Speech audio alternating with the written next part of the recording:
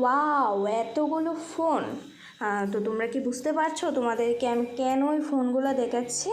তো আমি আজকে চলে এসেছি ফোন কেনার জন্য, আমার জন্য। তো hello, hi everyone, welcome back to my channel.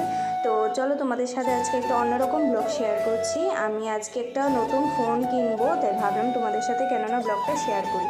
তো দেখো, ফোনের দোকানে চলে এসেছি, আর এটা ছিল ফোনের দোকানের দাদা। তো দাদা আমাকে এদিকে ফোনটা বার করে দিয়েছে। আমি ফোনটা দেখে গিয়েছিলাম আগেই, পরে নেব বলেছিলাম।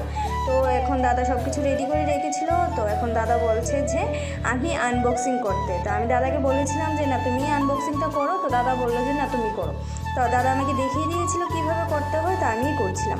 জানো তো, আমার খুব শখ ছিল যে আমি একটা ফোন, মানে নিজের ফোন বলো বা কারোর ফোনে বলো, আমি আনবক্সিং করব। তো ওই শখটা বলতে পারো, একটা ছোটোখাটো দামের ফোন দিয়ে আমি সেটা পূরণ করলাম।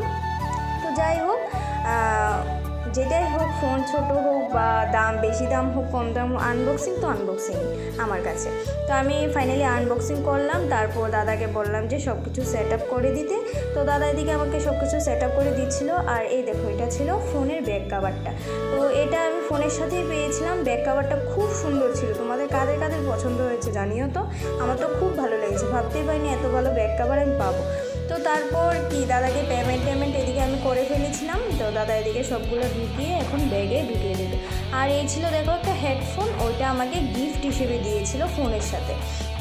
তো দুর্গাপুজো উপলক্ষে গিয়েছি, ওই মানে দুর্গাপুজো উপলক্ষে যাওয়ার জন্য এটা একটা গিফটই ছিল আমার।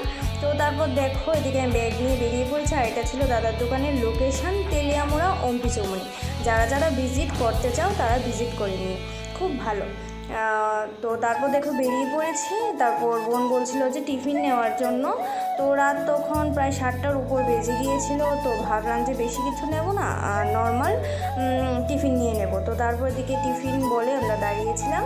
আর দিকে রাস্তায় ছিল কত আলু, কত মানুষ, কত গাড়ি, মানে পুজো মরশুম লেগেই গেছে বলতে পারো। তো আজকে তো বৃষ্টি নেই, তার জন্য মনে হচ্ছে যে না, পুজো এসেছে। তো তারপর বোন বলছিল যে একটা সিঙ্গারা খাবে। তো দুটা সিঙ্গারাও খেয়ে নিলাম। আর দেখো, ওজন খাচ্ছেও, আমাকে ক্যামেরাতে কি সুন্দর করে দেখাচ্ছিল। তো তারপর আর কি, তারপর খেয়ে দিয়ে আমরা বাড়ির জন্য রওনা দিয়ে দিলাম। তো এই দেখো, এখান থেকে কি সুন্দর লাগছে রাস্তাটা। ফোনে জানি না কতটুকু বোঝা যাচ্ছে, কিন্তু সামনে থেকে খুবই ভালো লাগছিল, বোঝা যাচ্ছিল যে না, পুজো এসছে। তো তারপর ফাইনালি আমরা বাড়ির জন্য রওনা দিয়ে দিলাম। তো এখন বাড়িতে চলে যাচ্ছি।